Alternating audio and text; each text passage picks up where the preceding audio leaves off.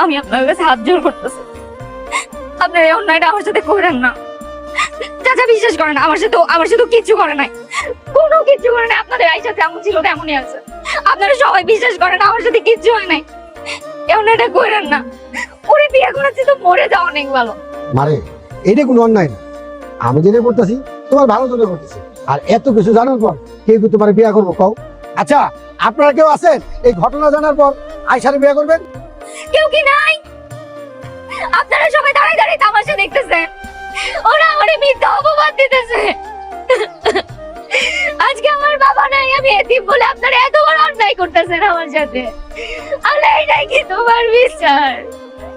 কেউ নাই মা, আমার সাথে কেউ নাই। আমি